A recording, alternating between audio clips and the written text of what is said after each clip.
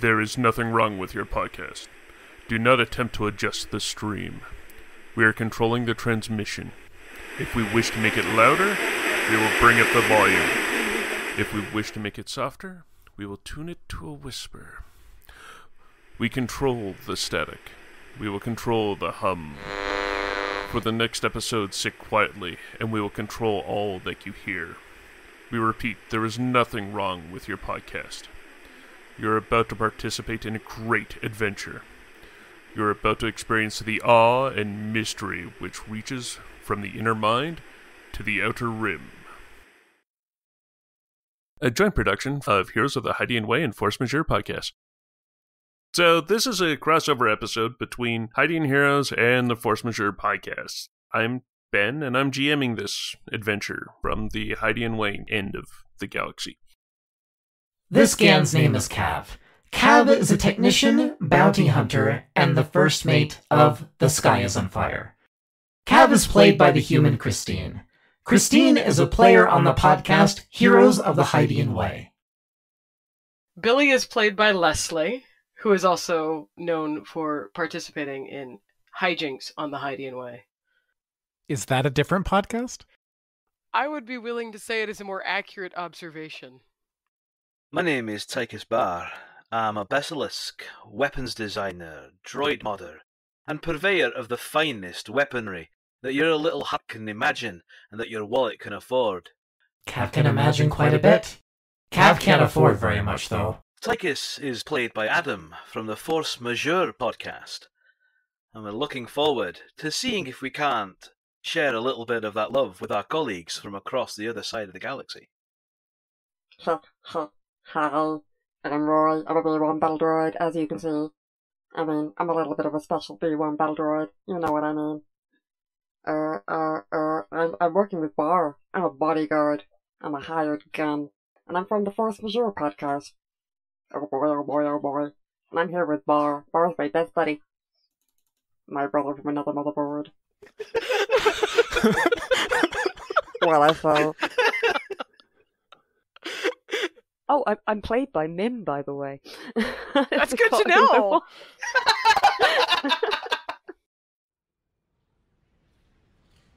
So, landing outside Tikus's establishment, there is a small courier transport.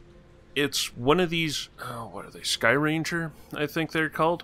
It's designed for speed and for people.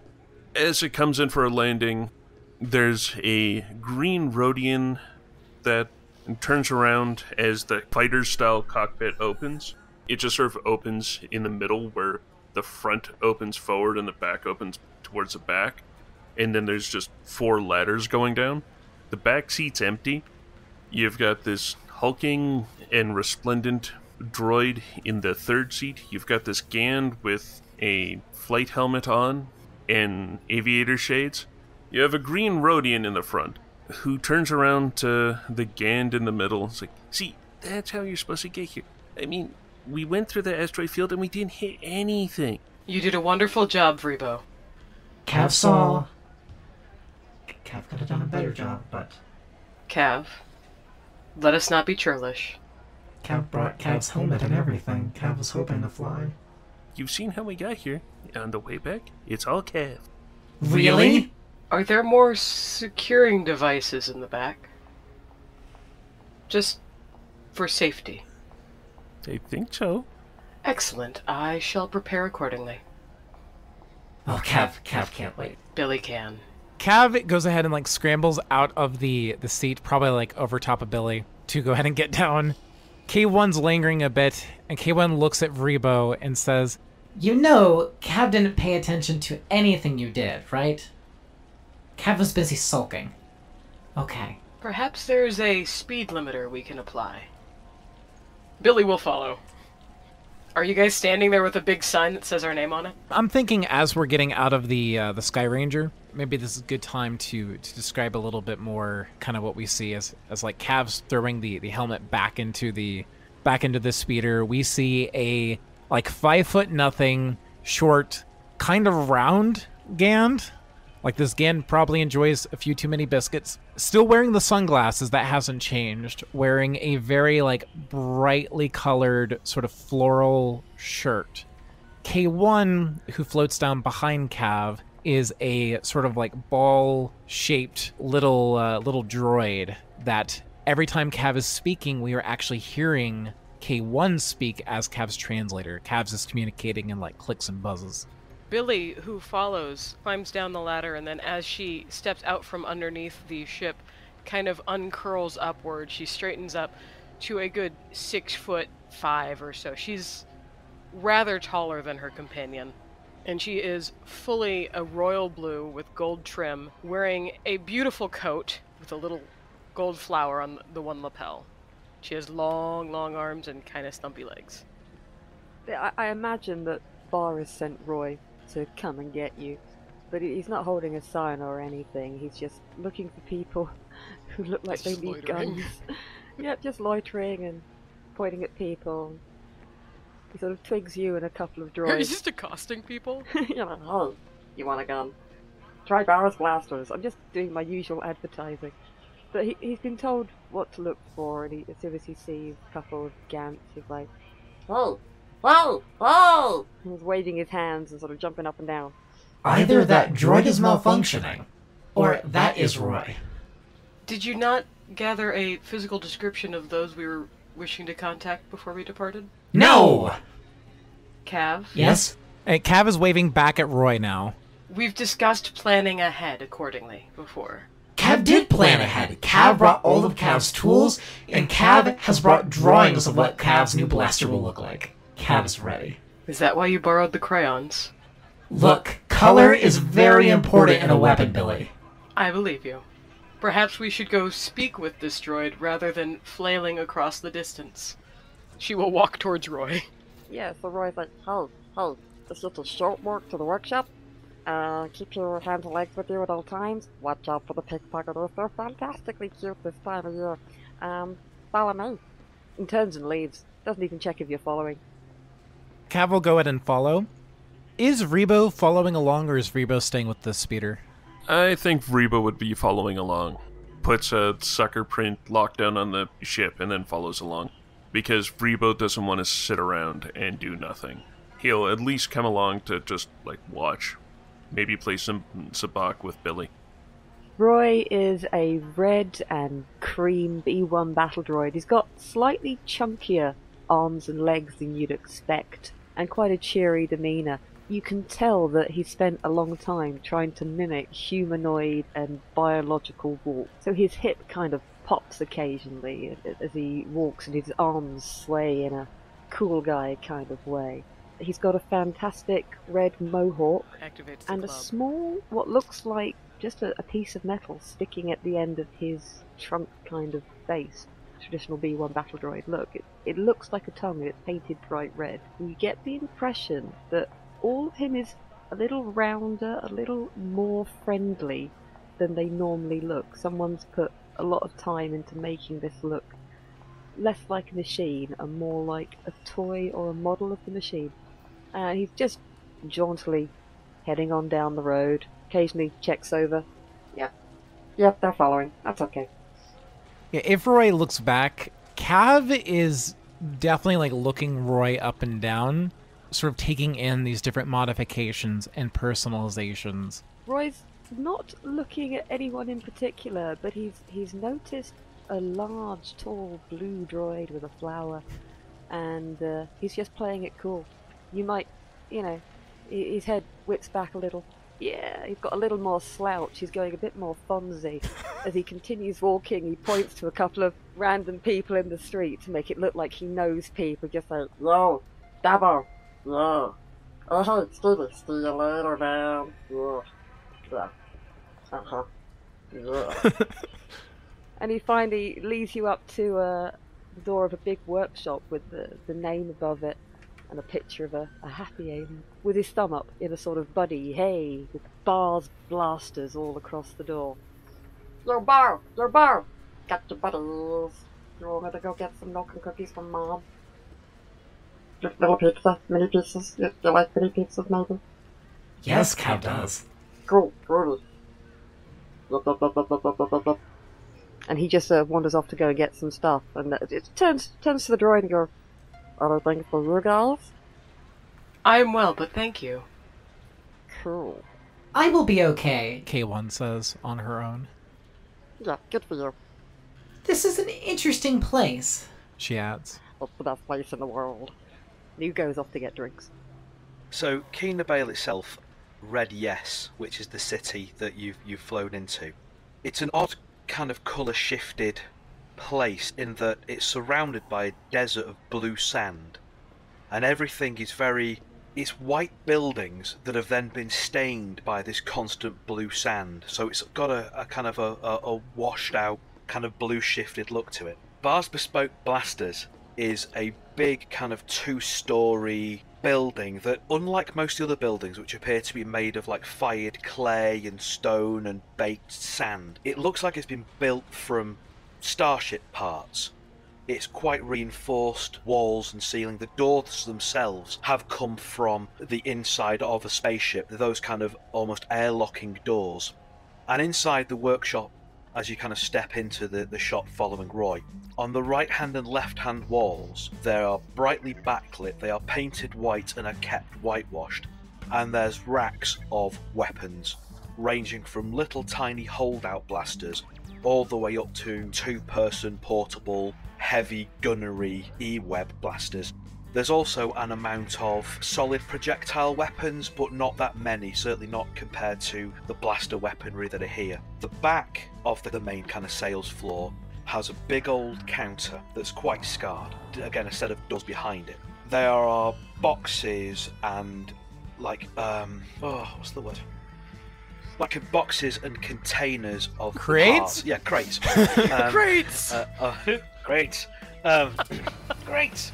Boxes of parts. There is a selection of pistol grips and triggers. There's a huge kind of see-through bucket that looks like it's a variety of small screws in there. And kind of leaning on the counter is a Besalisk. He's fairly youngish, maybe late teens, beginning to early 20s, and he's not yet grown into the wide, stocky frame that most Basilisks have. He's still quite rangy. He's wearing very kind of greasy overalls with big bulging pockets. You can see wires sticking out from one and what looks like the handle of a spanner or something sticking out from something else. His lower arms are crossed on the counter. His upper right arm is scratching the back of his head, and his upper left arm is holding a data slate in front of his face. And as you come in and Roy goes back, he puts the data slate down, opens all his arms. Glad to see you could make it! Welcome to Bar's Bespoke Blasters. Now obviously, Kaav, we've spoken via holo message. Who are your companions? Kaav will go ahead and turn and sort of like gesture to Billie to like introduce herself. Go on. I don't have to be told to introduce myself. My name is Billie. I am traveling with Kaav for this trip. She does a little half bow with her, one hand tucked in. Roy walks in just as he catches her bowing. We don't really do that here. As you will. That is your decision. Billie is acting as Kaav and Vreebo's bodyguard. Not that Kaav needs it. Billie nods above Kaav, like Kaav needs it. Well, if you did need it before you came here, by the time we're through building you something proper, you certainly won't. No offense, Billie, I'm not trying to put you out of a job or anything, but we do good stuff here. Yeah. We make good stuff. Kaav's mandibles spread in a horrifying smile. Tikus flinches very, very slightly and then kind of grins back in response. Roy goes, Wow. And who's the wee man? Tikus waves his upper right arm towards Vreebo. Oh, I'm Vreebo. I'm the pilot. Kaav, Barwin said that Kaav can't go out on their own piloting anymore. Something about running into an asteroid. Kaav can't roll Kaav's eyes, but Kaav's doing a pretty good impression of it nonetheless. Does K1 have a little set of boogly eyes that pop out, roll up, then pop back in? K1. It totally No, works. no, not quite. K1 just has the one large photoceptor. and I don't think she will roll her eye for Kaav's sake. I'm really expecting the eye rolling to be entirely on Kaav. K1's kind of sympathetic. K1 is probably more like, kind of like, she can't really shake her head because she's mostly just a head back and forth, so she kind of just like rotates her body a bit and kind of gives the impression of shaking her head and like this is what she has to deal with. Ooh, blaster pistols. A collection of mini pizzas and juice boxes have appeared. Oh, juice boxes. Try the bava fruit. It's particularly good. Thank you. Tikus kind of grabs one from Roy. His lower left arm punches a straw into it, holds it up to his mouth, and the straw kind of pokes in the corner of his mouth, and he slurps while he's talking. Oh, this is an acquired skill. So, what are we looking at? What are we looking at first then? Do we wanna go and poke around in a droid brain, or do we want to make you a gun? Kaav thought the place to start would be with Tikus's K2T2. Kaav is concerned about that droid's memory banks. I mean, the hack job they did on that poor scamp. When we found them out in the desert, there wasn't a great deal I could do. My slicing gear is alright, but fixing droids isn't really my area of expertise, and I've done what I can for them, but well, that's one of the reasons why I contacted you back. It ain't what I do, and it's way beyond my skill. You know, I can put together a pit droid, and he slaps a pocket, and from inside the pocket there's a little tweedling noise. A pit droid starts to expand out, and then Tikus bops it again and it goes back in. Not now. Give me it later. But this is just, it ain't my field. They're busted up pretty bad. Aye, that they are. Right, do you want to keep an eye on the shop floor? I'll go and get them out the back. Yep. And Tikus goes through the back door. Roy leans on the table casually and desperately tries to think of something cool to say and just goes, So, you come here often? This is in fact my first venturing to Cynabale. Cool. Did I say that correctly? Depends where you're from. Depends how much money you got, to how you pronounce it, really. It's, Cynabale for some of them, Cynabale for some of them, Cynabale if you really want to get hurt in a bar fight. Because that means you ain't from around here. I shall maintain my current pronunciation. Thank you for the wisdom. That's a nice pronunciation. Thank you. Cool. You seem to know plenty of people. Oh yeah. Me and Bar, we're like that. he can't really cross his fingers, so he kind of crosses his arms. Bar's pretty well known around town. He's the best, and I'm his best friend. yeah. Ah, well that is good for you. You got a best friend? I do. He is currently traveling elsewhere. Oh, friends are good. Yep.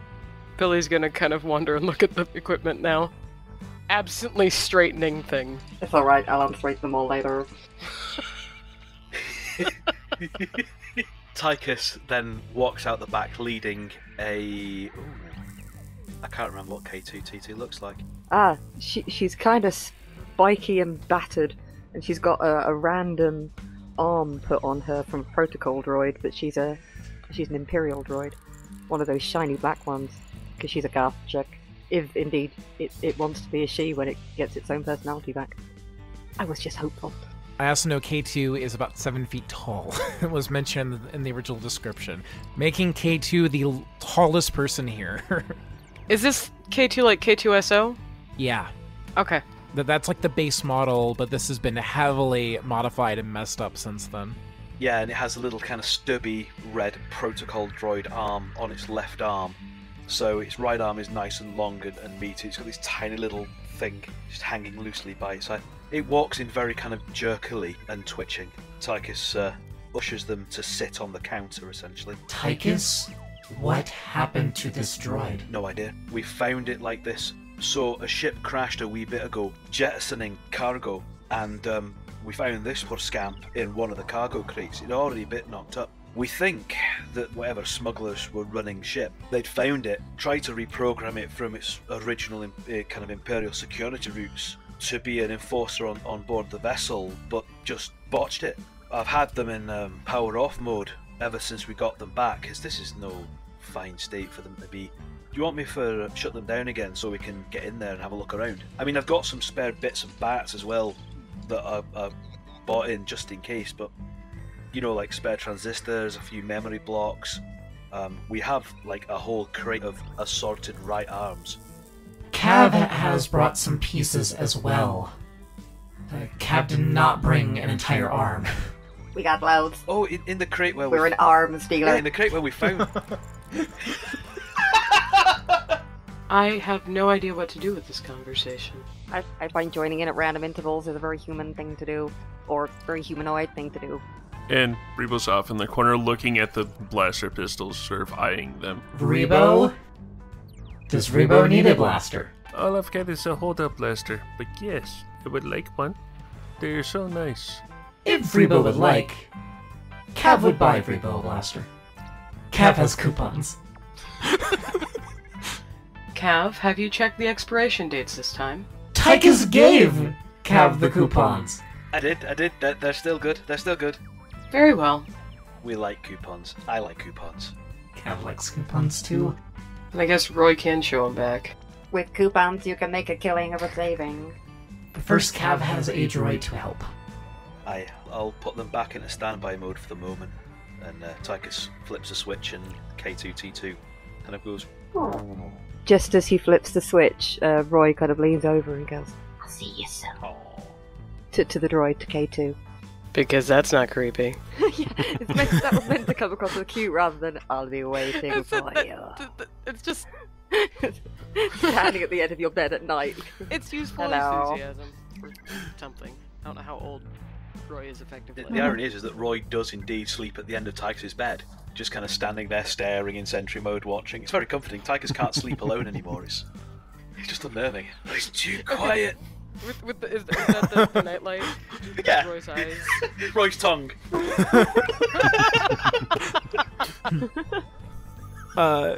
Kaav has to go over and Kaav. At first, you're a little confused, Tikus, because you see Kaav goes over to where you've got kind of a pile of some parts or something, and Kaav picks up this kind of very insect-looking droid. That's when you realize that the very fancy-looking metal bracer is missing off of Kaav's arm, and that in fact is this little contraption with these 6 legs that was then apparently trying to dangle from a bunch of cable connected to a scomp link on its own body.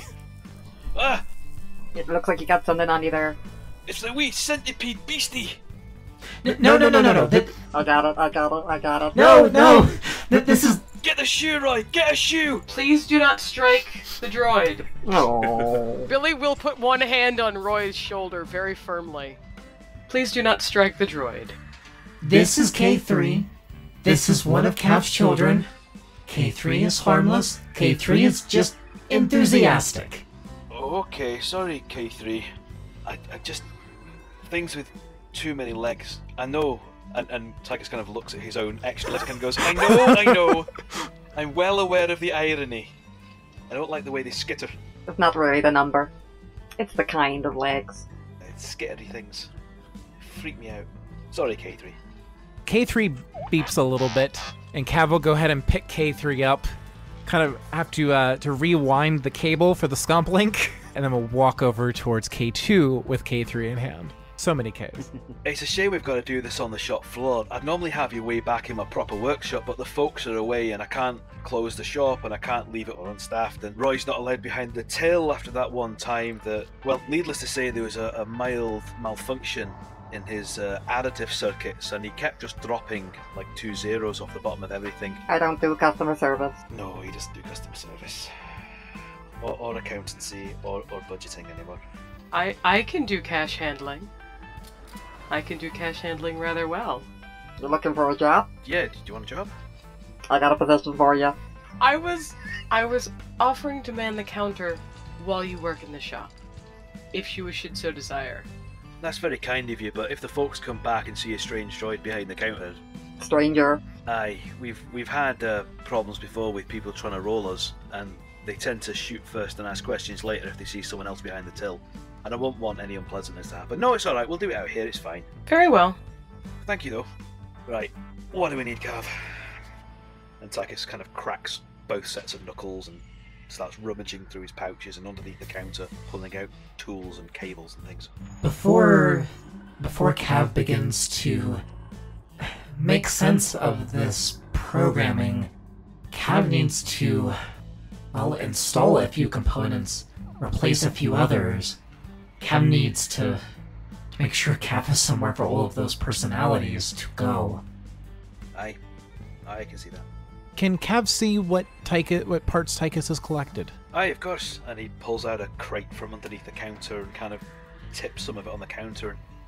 It's all manner of looted junk, mostly. Whole varieties of bits and bats taken from defunct droids, ranging from like little mouse droid chassis all the way up to what looks like a logic processor from a lifter droid. It's just a box full of salvaged scrap, mostly. Kaav is no stranger to looking through salvage, and Kaav will take a few minutes just going through this and sort of tossing back into the crate any parts Kaav doesn't deem particularly useful and setting aside the ones that Kaav thinks Kaav can use. Some things like the processor of a load lifter, Kaav will definitely drop in the box because Kaav can do better than that. Those aren't very good processors.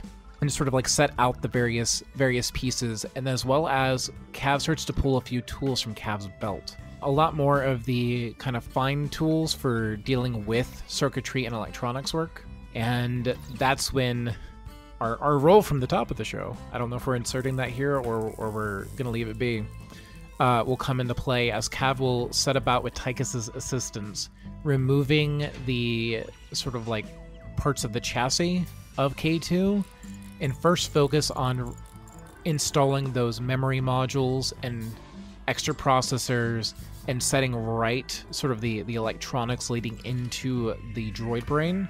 And then as part of that, as Kaav's going through, any pieces we're taking off in order to get access to those components, Kaav is going ahead and finding bits of metal and things of that nature and will shape them and try to replace plating and go ahead and detach that protocol droid arm, dig through that, and try to find the closest equivalent Kaav can find to at least get the right length of arm for this poor droid. Yeah, there's probably something in there that will fit.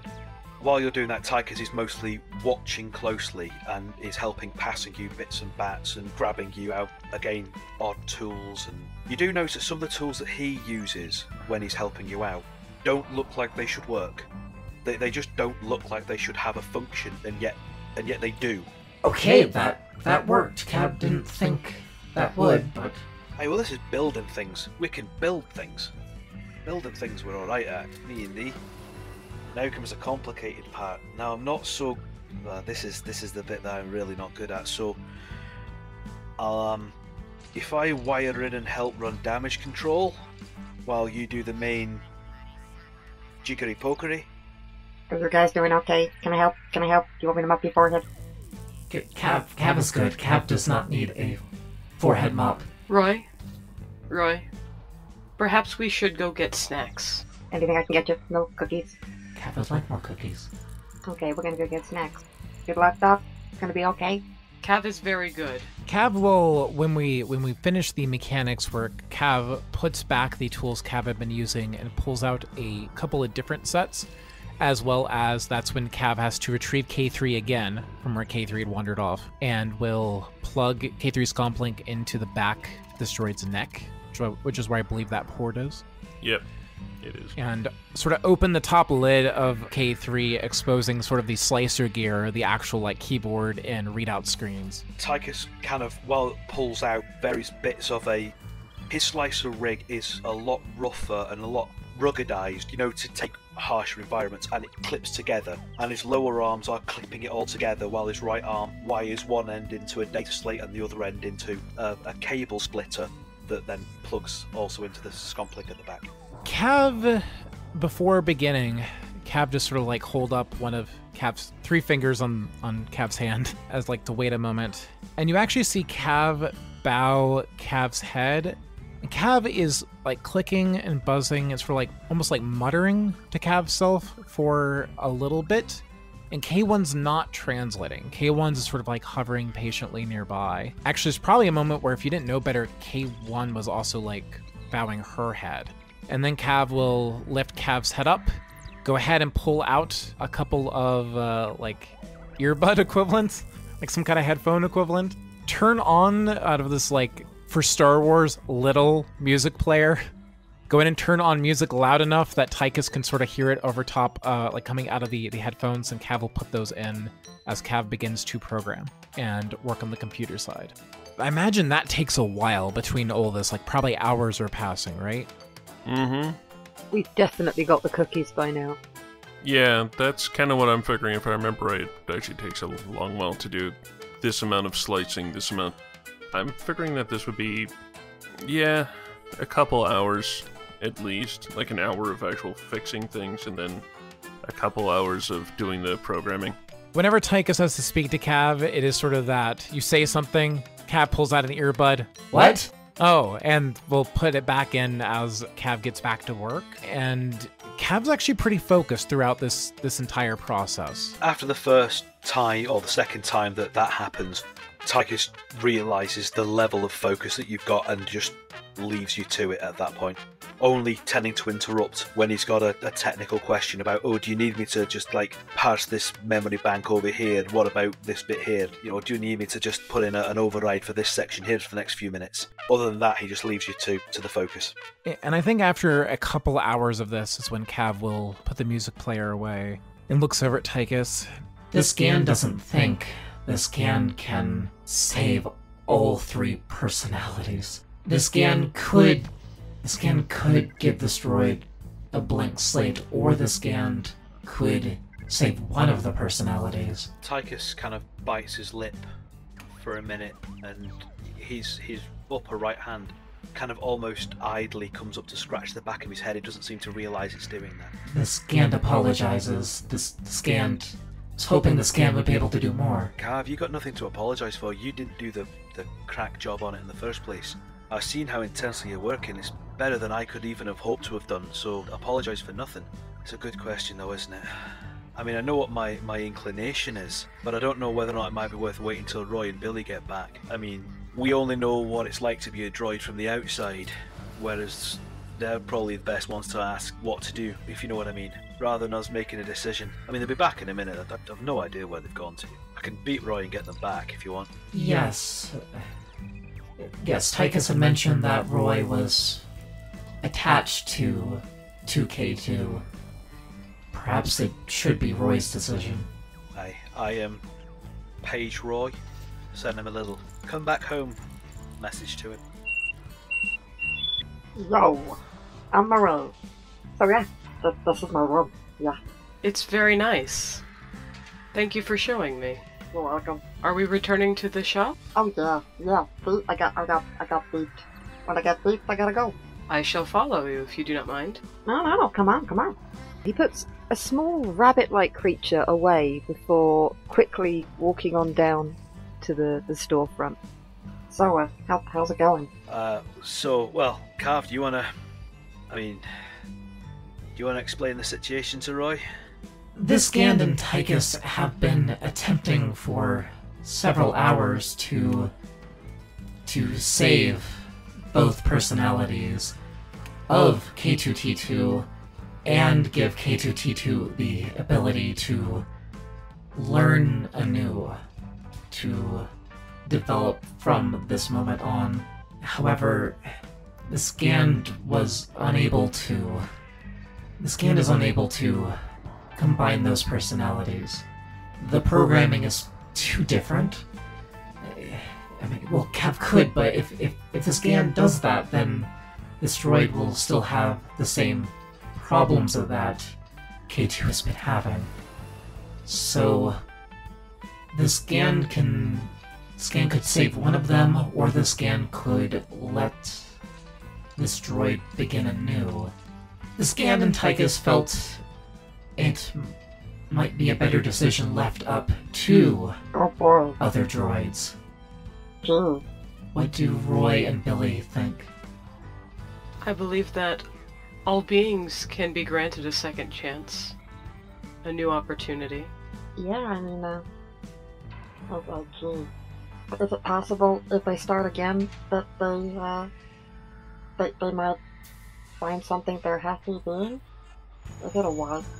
Yes, as the Kaav clan taught the Gand, this would be like a new life being born. The Mist would grant K2 a new start. K2 would not be the same, but going forward, K2 could learn and grow and adapt. Not unlike Billie here. It hasn't been long since Billie's memory was reset. I don't think I've ever been reset. Not that I remember. I was gonna say, I don't remember ever being reset. They share a droid shrug. It is a new life at that point. Roy looks at Bar. It's a lot of responsibility. I don't know if I'm ready to look after a new life. That's it. Oh, wow. Kaav has found parenting to be very rewarding, if exhausting. I guess we, oh, yeah. I think we gotta give him a chance to be something. Right? There gotta be a chance to be a friend. And you will be there as a friend. Wow. If Tikus and Roy are willing, there is a different method of programming that the Kaav clan usually does at this juncture. Rather than start a droid with base programming, the Kaav clan instills bits of personality. Not chosen, but opens up pathways, encourages those traits to emerge, and however it emerges for this droid. Kaav did not make K3 to be quite so impulsive, and yet K3 is. It instills the droid with more life from Kaav's point of view. That's certainly the option that sits best with me, I'll be honest. The Gand is willing to do that for K2. Well, I really like it. If we could have another sibling, I reckon we could do good. Then let's go for it. Aye, that sounds good. That sounds good to me, Kaav. Thank you. Very good. Kaav would like Tikus's further assistance. Kaav would like, well, to help steer K2 into being a bar. Now that I think I can manage. I learned from you. Aye, so the parents... I gotta go make a birthday cake. So I think it's about an hour of programming later when all the tools are put away and Tikus is powering back up K2. And the little birthday candles are lit. It's not a particularly good looking cake, and it doesn't look edible, but there's clearly a cake shape. Well, to be fair, it's for a droid, so it doesn't actually have to be edible. I know. To be honest, I don't think there is anywhere for a mouth. And there's Vreebo just being disappointed. Vreebo's like, cake! Oh, droid cake. Kaav will have a slice anyway. Billie will have actually made a purchase for the new droid, because that's what she does. Oh, wow. She bought a deck of Sabacc cards, because that's what she knows. And as she hands it to the new droid, or sets it in front of the new droid, she flips, like it's shuffled, she flips the top card. And we'll go with the star, because that's my personal favorite right now. So, it's a deck of Sabacc cards with the star for the future, for the guidance. I can't think of a better way to start your new life, huh? Yep. Thanks, Billie. We'll take care of them. Thank you. And then Tikus kind of sighs deeply, is clearly lost in thought for a few minutes. Billie will raise her hand quietly. Yes, Billie? Aye? Do we not have another purpose for being here, Kaav? Oh, the crew does, but it's... Well, this Gand apologizes. This Gand is not normally this much of a bummer. Right. Well, there's only one way. Right. Okay, then. Let's lighten up some of the mood. Roy, fresh juice boxes, please. Kaav, juice box. Yes, please. Vreebo, juice box. Oh, yes, please. Ooh, have we still got any of those mini pizzas in? Yep. I think we could do with some of those. Yeah. And, let's get on. I will carry the tray.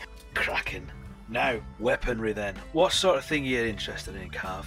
Now, this is my very own Clementine. And Tikus reaches under the counter and pulls out. It looks like a Vez pulse rifle, but it's been very, very heavily modified. The grip on it, both the pistol grip and the forward grip, have been modified not just to be ambidextrous, but to be polydextrous. So it doesn't matter which two of Tikus's arms are holding the gun at any point in time. It doesn't interfere with being able to brace and shoot or the accuracy of it. Now this one's modified for Besalisk arms, obviously, but this was the first one I ever built. Isn't she a beauty? Yes. Yeah, feel the weight of her. Oh. How heavy is it? Yeah, how heavy is this weapon? It's pretty heavy. Kaav almost collapses under the weight of it.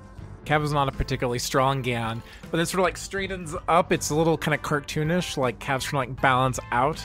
And Kaav not only has 2 fewer arms, but Kaav also has quite a few less fingers than Tikus, so it's kind of an awkward sort of like trying to get a handle on the grip, especially as Kaav is like as stretched as far as Kaav can get in order to like reach that forearm grip. Oh, sorry. She's an acquired build. Maybe not one like this then. Yes, what is... that is Clementine, yes? Aye, Clementine, that's her name. Saved my life more times than I can count, nearly as many times as Roy. Well, something Kaav was curious about. How did Tikus settle on that name? Kaav is not particularly good at naming things. Oh, well. So, when I was a bit younger, I started hanging around with a friend of mine, an Ugnaught by name of Carween. And as I was starting to learn the trade here, Carween went off to learn the bounty hunting trade. He's a gilded bounty hunter. Oh. When he came back a few years later, I was probably about 15, I think, at the time. 15, 16. He was teaching me how to fight and teaching me how to shoot. I mean, my folks have always been very keen that I know how to protect myself, but they very much see Roy as that's Roy's job, you know. He shoots, so I don't really need to. And they were teaching me very tame methods of firing. You know, it's all very defensive, and that's not my style. I'm a bit more bombastic than the cower behind a wall and snap off shots. So he was teaching me how to shoot and other things, and he got me asking why, given that I made weapons for a living, I didn't have one of my own, because I just borrowed stuff from the shop. So I sat down with my folks and I talked to them, and they agreed that I could build myself something more suitable to my personality. It wasn't easy, and he was there arguing my case, as friends do, you know. So I sat down and I was working on Clem for a fair old while. And indeed it was Carween who first said that when I was finished and when I was satisfied, we had to name it, because it's important. In all the holovids we grew up listening to and watching, in all the books, the hero, their weapon was always named. Yes. So, you know, since you know, he used to say I was his hero, you know, it felt important that my weapon had a name. So I finished building and we went down the firing range, and I squeezed off a few shots and they weren't great, so I did some recalibration. Carried on, wasn't great, did some recalibration. Built up a phase dispersal unit on the end so that she can scatter shot, and something just clicked. You know, when you get that kind of moment, that perfect shining moment. And I was one with her and she was one with me, and we were one with the target, and I squeezed off a perfect bullseye. And Carween looked at me and he said, Kalama Hemantine, which is Ugnaught. And I was like, what the hell does that mean? And he said, it means that was a damn fine shot. And I was like, I like that, but it's a bit of a mouthful, so I kind of shortened down Kalama Hemantine to Clementine. So that's how Clem got her name. K1 sort of like lifting up a little manipulator arm. Mr. Bar, Aye? did Colwyn ever tell you what that phrase actually means? Yeah, it says it means it's a damn good shot. I mean, I don't speak Ugnaught. I can't get my mouth around all the kind of... There's a lot of kind of heavy glottals at the back, and I just not... You know, it's not really... So I could never pick it up, and then, you know, he went off on business. So no, just a damn fine shot. And, you know, I'd like to think I am. I'm not quite Roy levels of sharpshooting, but I can hold my own. And Tikus kind of puffs his chest up a little bit. K1 sort of looks around. Are Vreebo, Billie, and Roy still like hanging around, or are they distracted with other things? I think Roy's busy showing off to Billie at the moment. Billie is very impressed. He's going to have to do a cool roll in a minute. Oh gosh. Vreebo, hearing his story, would have been like listening in. Because that's what Vreebo does. Yeah. K1 kind of looks awkwardly, but from like Kaav to Vreebo. And then K1 will actually, and this is very unusual even from Kaav's perspective, will kind of come in close towards Tikus. And she'll sort of just whisper to him, It means the one I love brings me great pride this day. and then she'll fly back. Tikus kind of freezes, and a whole slew of quite complicated emotions play across his face. He's normally quite easy to read. He's not good at dissembling, which is why he loses so much money when he plays cards. Billie will remember that. And his chest kind of deflates a little, and his wattle kind of deflates a little, and he blinks. Is Tikus okay? Kaav will ask, not having heard whatever was said. Yeah, I'm fine, thanks, Kaav. He scratches his bright red crest. Whew. K1, you sure? Not that I'm, like, doubting you, but you're sure? I have been working on my translation protocols of late. I am quite sure. Oh. So Kaav says, What's the actual translation? Well... Is it something dirty? Kaav asks. Roy should just appear at that point, knowing, like, this is something I should be in on. But he doesn't, so you're safe. No, it's just... Personal. No, it's just... You know when you kind of have friends, and sometimes those friends kind of mean more to you than just being friends, but not in the same way that they're like family. Yes. Yeah, and you don't always realise that maybe they kind of think the same as you. Kaav, perhaps we should get back on topic. At this point, even Vreebo's sort of face-palming. Is Tikus referring to mating? Kaav asks.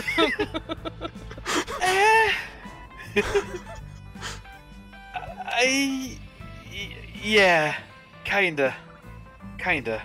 Betorbar, a piece of advice I should have offered ahead of time. Sometimes it's best to move forward in a conversation even when Kaav lingers. Point taken. Needless to say, next time Carween's back from work, we're gonna have a conversation. Maybe some pizza. Right, anyway, and Tikus kind of shakes his head. His crest pops back up, his wattle reinflates. Right, let's build you a gun.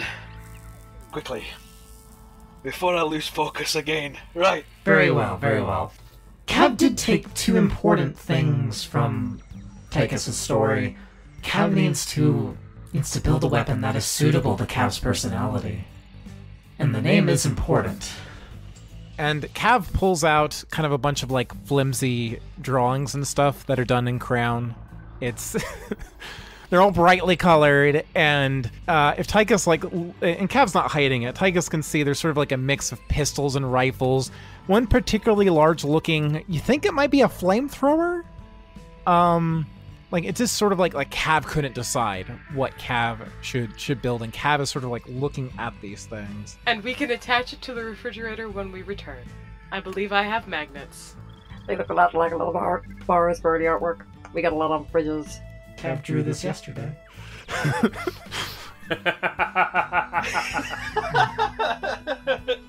Hey, I'll throw some in as well if you want. The promotional ones. He pulls one out and it's got Bar's bespoke blasters. Hey, extra sticky for those thick documents. Big old grin. Right, so what I'm seeing here is we want something big, we want something bombastic, we want something unsubtle, yet at the same time... Billie's in the background counting on her fingers as he's doing this and nodding. That's not an insult. I'm no subtle myself. That does describe Kaav quite well. Right, so he starts pulling out bits from another crate. There's like a huge Tabanagas refractor and strange kind of pump action mechanics and venting systems. Right, okie dokie. I'm thinking...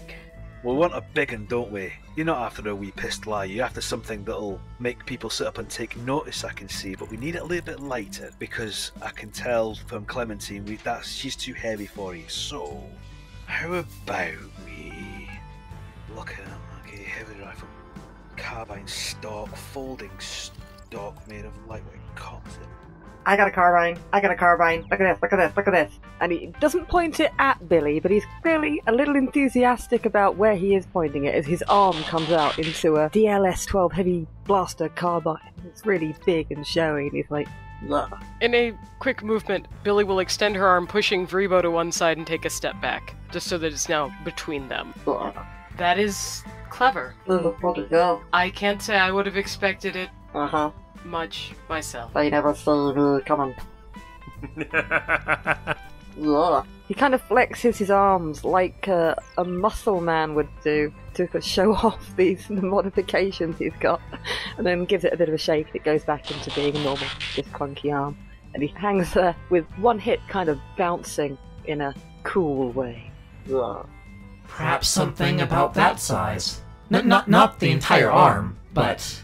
I am sure we can manage something like that. And Tikus kind of leans over and starts building something with your help, pointing out bits and bats. What you notice is, first of all, some of Tikus's tools, again, don't seem to have a purpose and yet still work to solder circuit boards. The other thing, I suspect probably Billie and Vreebo might notice more than Kaav, because I get the feeling Kaav's kind of focused on the work, is that sometimes Tikus will reach his arm back to grab something that's just a little bit out of reach, and it will leap off the shelf into his hand without him noticing. You know, his fingers kind of reach out, claw, grab it, kind of start attaching it. But he doesn't appear to notice that, yeah, things are just kind of flying off shelves and being built into the weapon. Yeah, she just leans forward. Mom says he's special. I believe all mothers think this of their children. Yeah. You clearly do as well. No, that's what I've heard. I don't really know if it's true or not, but everyone else says it, so I'm pretty bio, you know. I do a really good bio impression. I am compelled to believe this is so. Yeah. Billie has no idea what to do with this droid. I like bionics. It's about halfway through the building of this thing where Kaav finally, like, a light bulb goes off. Tikus? This is an awful lot of cooling system for a blaster of this size. Aye, well, as I say, bombastic, mix and entrance, show-stopping. I'm building a plasma caster into it. You cool with that, right? Billie and K1 exchange a look. I mean, you'll have to pump the vents after every kind of supercharged shot, but it's gonna make people take notice. Tikus has a huge old grin, slightly feverish look in his eyes. Kaav's mandibles open up in another smile. Kaav says, Cool. And then they both lean back over the table and start. and continue, working on this thing until they have for a blaster rifle, kind of on the smaller size. I still see it probably bigger than like a D8-17 or something. It's not quite in a pistol shape, with that forearm grip attached to it. Kind of a small stock that's still more than enough for Kaav. At this point, I think the weapon's still mostly like, probably like black in color. But Kaav has promised that Kaav is going to paint it as soon as Kaav is home to do this weapon justice. Aye, what you're going to need if you're going to be doing that is you want some corium-based paint, because they're heat-resistant. I mean, if you don't use oil paint, the whole thing will go up the first time you fire it. So Right. Corium-based paint. Aye, I can put you in touch with a supplier while you're in town if you want. He kind of pulls out a business card. Hey, tell him I sent you, they'll do you a discount. Yeah. Kaav would appreciate that. Does Bar's bespoke blasters have some degree of targeting range? Oh, aye. We've got one built under the shop. I mean, it's getting close to locking up time now, actually. So, we'll close up. We'll take you out back to the firing range. Certified for the first 100,000 shots or your money back. Oh boy, oh boy, oh boy. So after we close up and we head out back there, probably Billie sort of, I imagine, trying to encourage people to have an extra step away from Kaav. Yeah, no, Billie will actually, Kaav will get set up, and K1 will kind of hover back, and Billie does the full arm kind of guide with her long arm. She just kind of pushes forward and then back. Just very gently, very politely. And then she very quietly says, just in case. Kaav holds this kind of tiny rifle in Kaav's hands and flicks off the safety, having become more familiar with safeties over the course of Trouble Brewing. For various reasons. But as with that same action, kind of the cooling system starts up, and so we hear kind of a little bit of an extra thrum to it. This is not a quiet weapon. And Kaav lifts it to Kaav's shoulder and is aiming down at a target. The firing range itself is built from the outside hull plates of a crashed starship. You know the stuff that's designed to deflect turbo lasers? Mm-hmm. Yeah, just because, we are in a residential area. It's considered good manners. That is very considerate. We don't do shooting after dark. Scares the neighbors. Yeah, we had complaints. Briefly.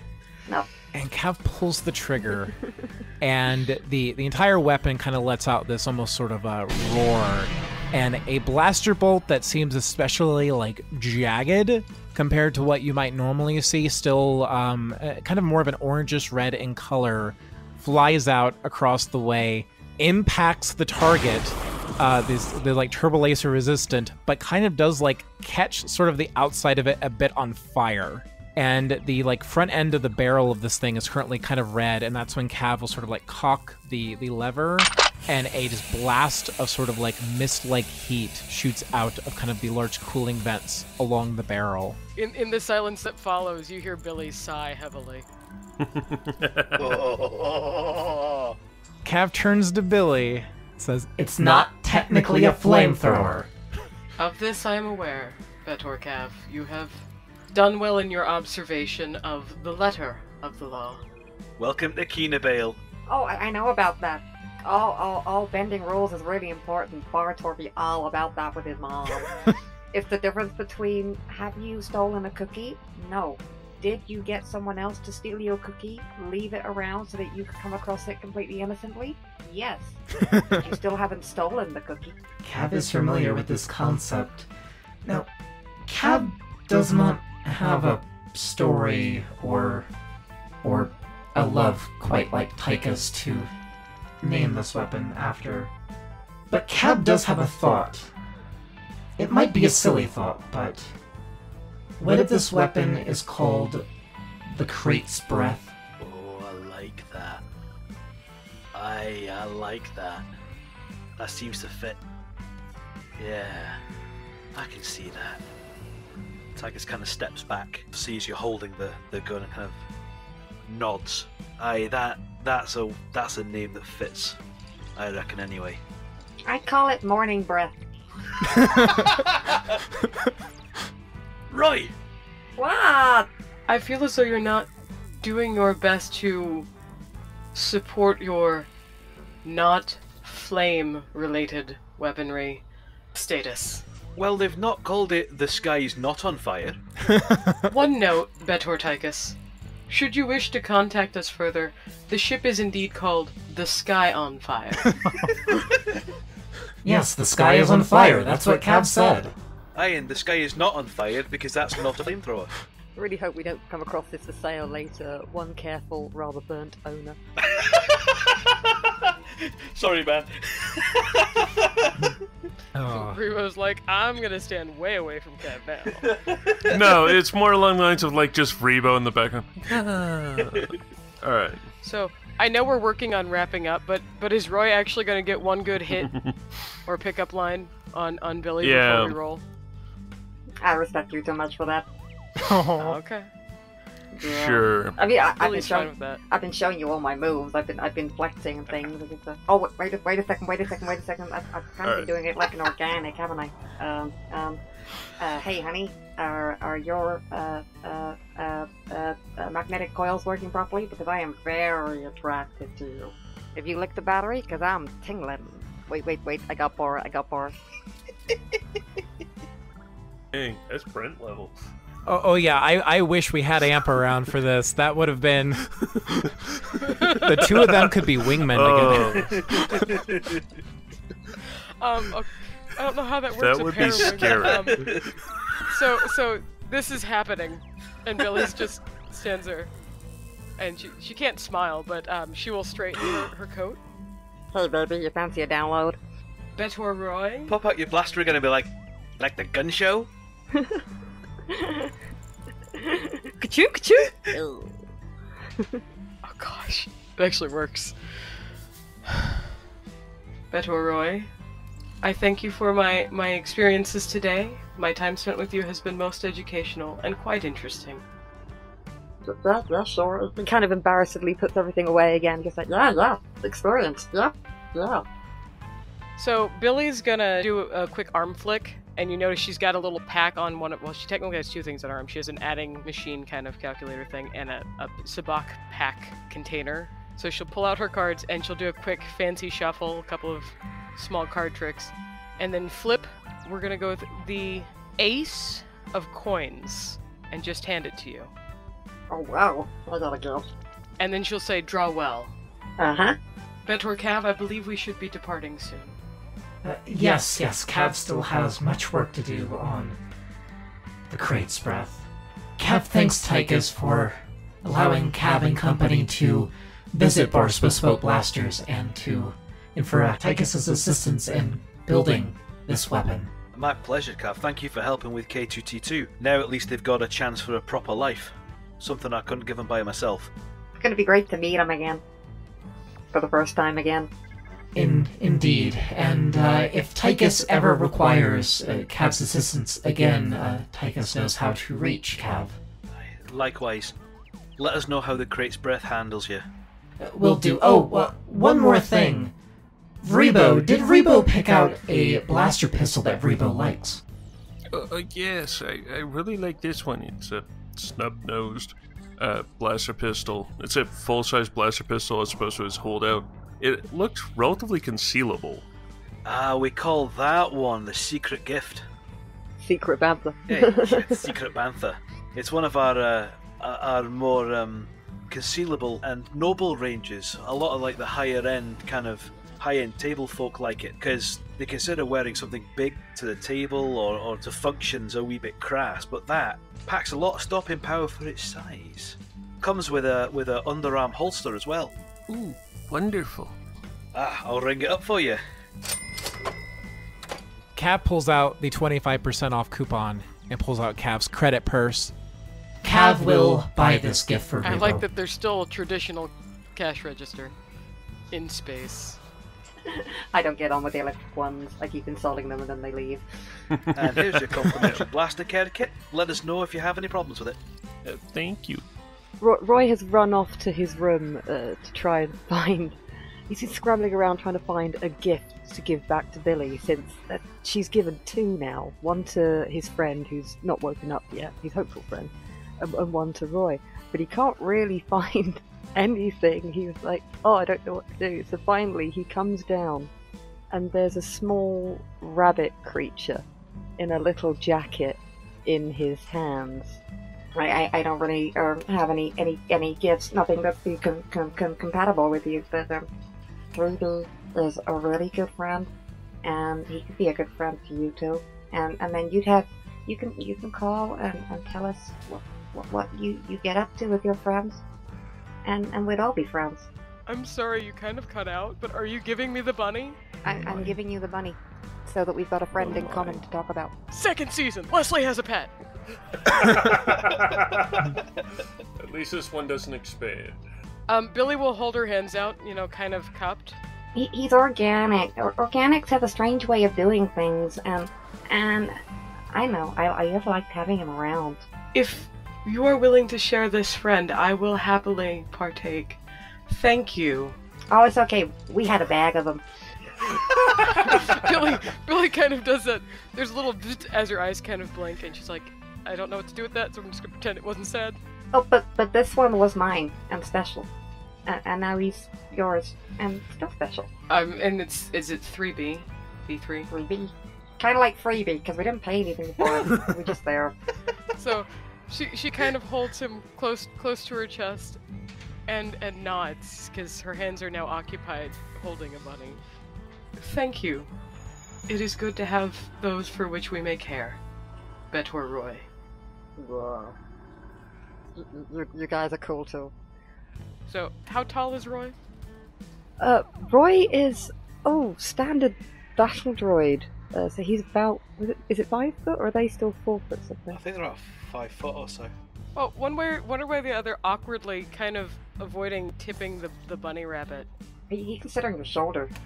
Billie will lean over and just touch forehead to forehead. Oh. And thank you. This means more than you perhaps can understand. Be well, Betor Roy. Be well, Betor Tikus. I am glad to have met you both. Be well, Billie. And Doc, you did good. Is Kaav Doc? Oh, yeah. You see, we got a friend who looks after our friends, and he makes the friends better. We call him Doc, and you're like him, because you're trying to make my friend better, so you're a Doc. Dr. Kaav. Kaav likes that. We're so doomed. Kaav is gonna go work on Kaav's new blaster and pilot at the same time! And Kaav takes off. Don't worry, Billie. I rerouted the controls to the second station. Vreebo, thank you. And cut. Thank you for listening to this crossover episode of Heroes of the Hydian Way and the Force Majeure podcast. You can find show updates on Twitter for Heroes of the Hydian Way at The Hydian Way, and you can find me, Ben, on Twitter at Deuterium Ice. You can find me, Kristine, and Kaav on Twitter at 12th Night. That's 12th and Night with a K. And you can find show updates and notes from Force Majeure on Twitter at Force Majeure Pod, or online at www.forcemajeurepod.com. And you can find me in my ramblings on Twitter at Madam Beltane, MADAMBELTAINE. And you can find me on the Force Majeure podcast page, because I don't really do Twitter that much. I mean, I'm there, but I'm not listening to anybody. I'm just sort of sitting in the corner, laughing at the rest of the world, going, really? Well, that's lovely. And you can find me on Twitter at LesLitGS and hanging out with my new bunny, 3B, which is like the best thing ever. No puffer pig, but let's be honest. You're so welcome. It's one of those things where Roy does not know how to look after it, and all I can see is a terrible future for this rabbit. So it's probably better that someone else has it. Well, now the rabbit's going to be in space, so I don't know how much it'll be better, but, I'll try my best. But he'll be fine. I know it's cold in space, but he's already got a little jacket. Yeah, that might change. That part might improve. Now you're going to have to get the bunny a little flower. You can find more Heroes of the Hydian Way in previous episodes, as well as our sister podcast, Tales from the Hydian Way, at thehydianway.com. Our podcasts are on iTunes, Stitcher, Spotify, and Google Podcasts, where you can find more episodes and help us out by rating and reviewing the show.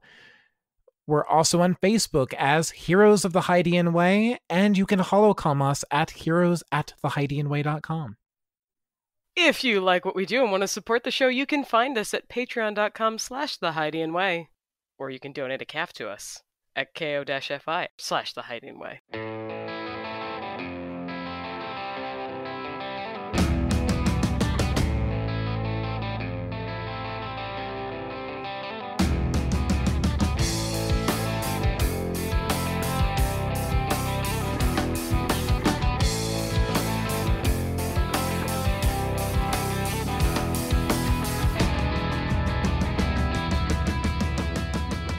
Force Majeure is played using the Star Wars Force and Destiny game system by Fantasy Flight Games and Lucas Books.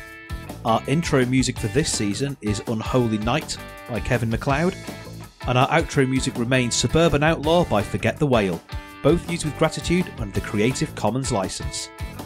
If you like the show and want to interact with us, we are on Twitter, we are on Facebook, we are on Instagram, all of which are at Force Majeure Pod, though Twitter is probably where you're going to find us more regularly. If you enjoy what we do and want to support the show, there's 3 ways you can do that. The first is via our Patreon at patreon.com/forcemajeurepod. The second is by buying us a coffee at ko-fi.com/forcemajeurepod. And the third way is by rating and reviewing us on iTunes, Google Play, Stitcher, anywhere where you can find us. We really like reviews. It tells us that we're telling the stories that you want to hear and helps other people find us. Thank you very much for listening. We'll see you next time.